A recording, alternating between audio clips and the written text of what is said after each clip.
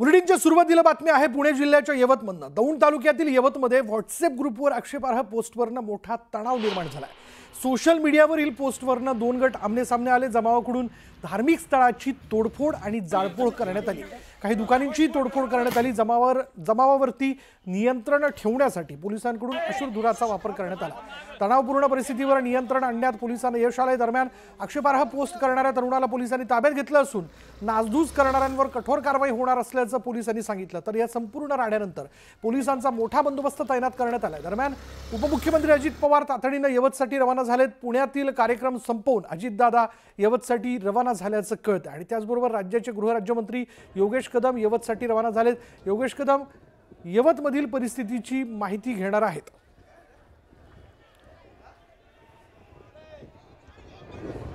चला जाणून घेऊयात की यवत का पेटलं, त्याचं नेमकं कारण काय।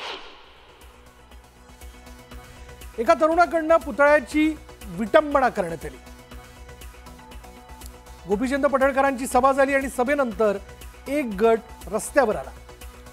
व्हॉट्सअप ग्रुपवर आक्षेपार्ह पोस्ट करण्यात आली।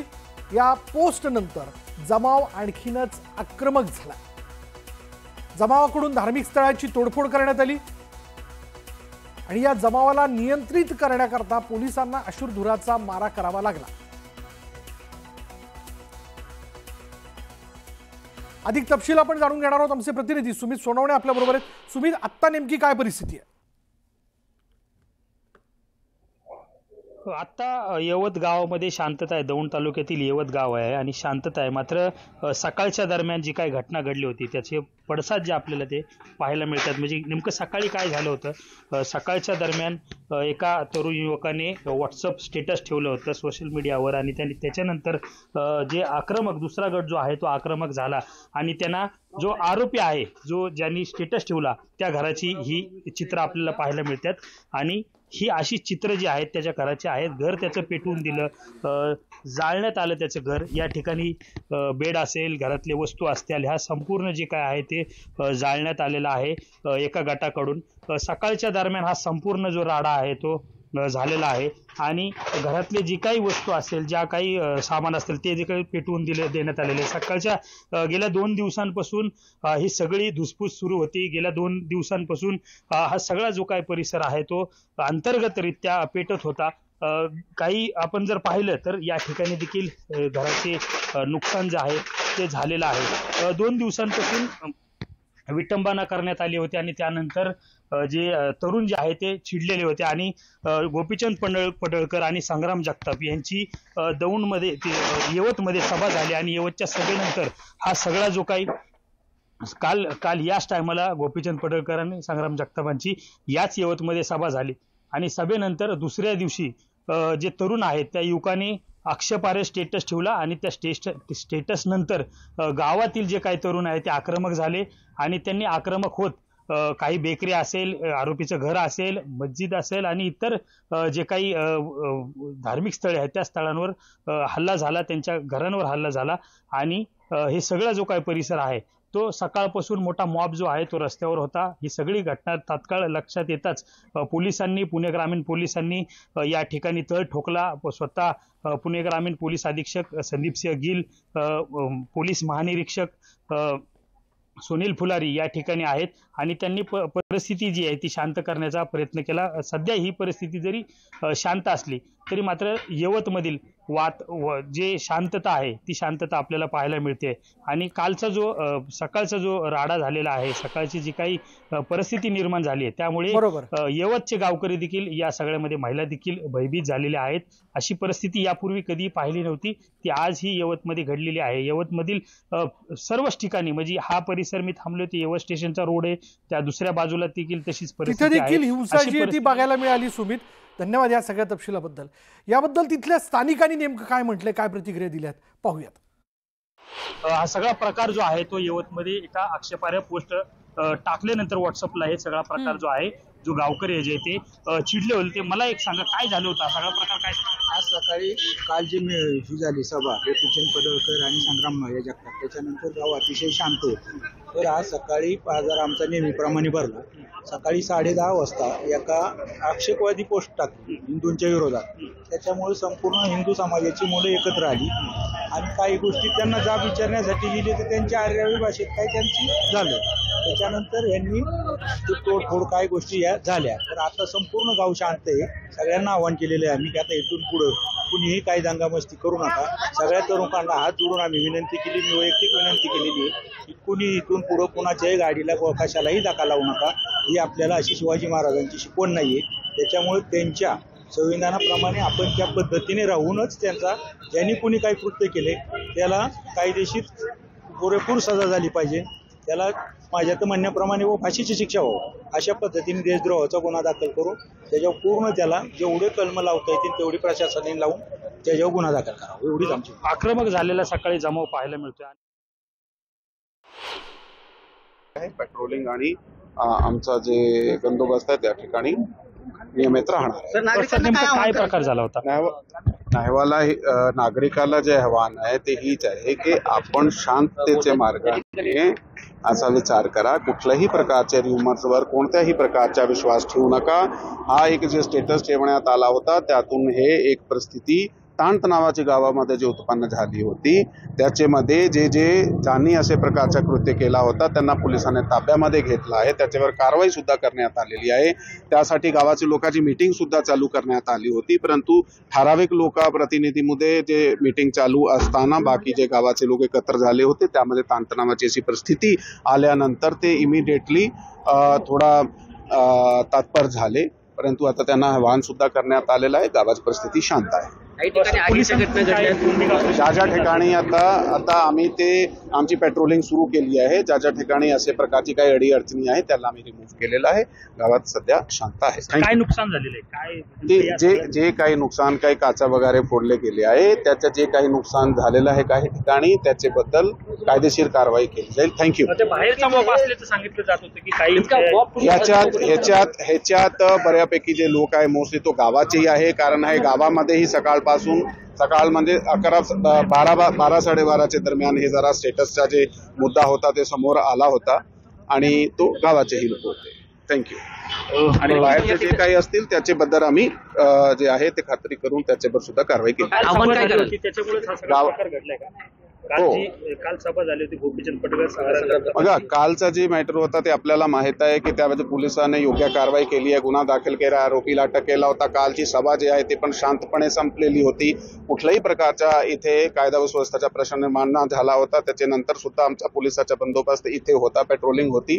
परंतु आज जे अचानकपणे हे जे स्टेटस एका युवकाने लावला त्यामुळे ते गावामध्ये ताणतणावाचा हे झाला. त्याबद्दल मी आपल्याला डिटेलमध्ये सांगितलेलं आहे. त्याला ताब्यात इमिडिएटली घेऊन त्याच्यावर कारवाई करण्यात आलेली आहे. तरी तो स्टेटस जे इमिडिएटली गावामध्ये तात्काळी जे सेपरेट झाला त्यामुळे ताणतणावाची परिस्थिती झालेली आहे. लोकांना आवाहन करण्यात आलेलं आहे. गावात शांत आहे. थँक्यू. पोलिसांकडून अश्रुधारा फोडण्याचा प्रयत्न करण्यात आला. जमाव कुठेतरी शांत काही वेळी आम्हाला असे प्रकारचे लोकांना शांत करण्यासाठी अशा प्रकारचे स्टेप्स घ्यावा लागते. पण आता एकदम शांतता आहे. आपण नागरिकाला हीच आवाहन करा की शांतता ठेवा. थँक्यू. सामान्य कुणी तर केलंय असं माझं अजिबात म्हणणं नाही. याच्या पाठीमागं मोठं षडयंत्र आहे. कारण छत्रपती शिवाजी महाराज या हिंदुस्थानातील सर्व हिंदू धर्मीयांचा आत्मा आहे, अस्मिता आहे. आणि त्यांना माहित आहे की छत्रपती शिवाजी महाराजांच्या नावाखाली सगळी लोक जातीपातीच्या भिंती बाजूला ठेवून एकत्र येऊ शकतात. आणि मग त्या अस्मितेवरतीच घाला घालायचा, आमच्या स्वाभिमानावरती घाला घालायचा. आणि म्हणून ज्यांना अटक केली आहे त्यांना कडक शिक्षा झाली पाहिजे. त्यांच्यावरती देशद्रोहाचा गुन्हा दाखल झाला पाहिजे. त्यांच्या टीमचा शोध घेतला पाहिजे. UAPA ऍक्ट खाली त्यांच्यावरती कारवाई करता येते का याचा पोलिसांनी विचार केला पाहिजे. परंतु याचे मूळ कोण आहेत, हे कोण करायला लावतंय? कुणाला तरी पुढे करायचं, मग तो दारू पिला होता, मग तो मानसिक रुग्ण आहे असं पुढे वातावरण करायचं. परंतु हे त्या केलेल्या लोकांनी ते कृत्य नाही. त्याच्या पाठीमागं खूप काही लोक असण्याची शक्यता आहे. यवतच्या परिस्थिती संदर्भात माहिती घेतली असून तणावाची परिस्थिती सध्या नियंत्रणात आहे अशी माहिती मुख्यमंत्री देवेंद्र फडणवीस यांनी दिली आहे. तर बाहेरील व्यक्तीनं चुकीचं स्टेटस ठेवल्यामुळे तणाव निर्माण झाला. मात्र कुणी बेकायदेशीर काम करत असेल तर कारवाई होणारच असा इशाराही मुख्यमंत्र्यांनी दिलाय.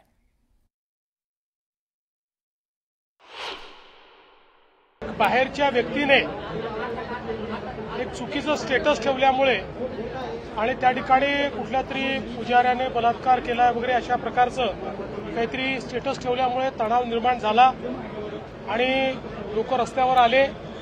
जमावाला पांगवण्याकरता काही प्रमाणात लाठीचार्ज देखील करावा लागला. पण आता परिस्थिती नियंत्रणामध्ये आहे. दोन्ही समाजाचे लोक एकत्रित बसलेली आहेत आणि हा तणाव त्या ठिकाणी संपवण्याचा प्रयत्न चाललेला आहे.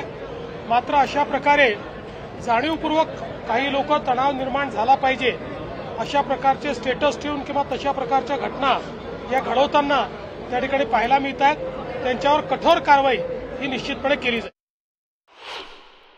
सभा झाल्यानंतर असं स्टेटस ठेवण्याची मुभा दिली आहे का कोणाला? अशा प्रकारे चुकीच्या पद्धतीनं एखाद्या धर्मावर किंवा त्या धर्म अवलंब करणाऱ्यांवर अशी टीका करण्याचे कोणाला या ठिकाणी अधिकार नाही आहेत. त्यामुळे सभेचा आणि याचा संबंध जोडण्याचं काही कारण नाही आहे. आणि सभा झाली म्हणून आम्ही असं केलं जर असं कोणी म्हणत असेल तर हे सहन केलं जाणार नाही.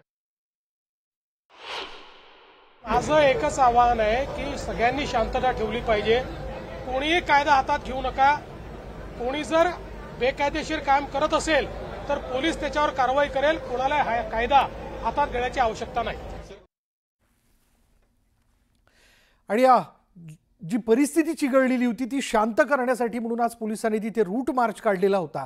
या रूट मार्चचे आपण दृश्य बघतोय आणि या रूट मार्चच्या माध्यमातून पोलिसांनी आपलं संख्याबळ तर या ठिकाणी दाखवलंच, पण या माध्यमातून सगळ्यांना शांतता राखण्याचं आवाहन देखील केलेलं आहे.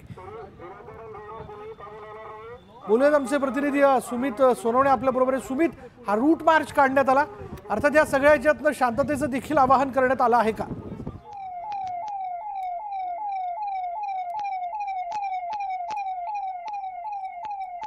सुमित, तुझ्यापर्यंत माझा आवाज येतोय?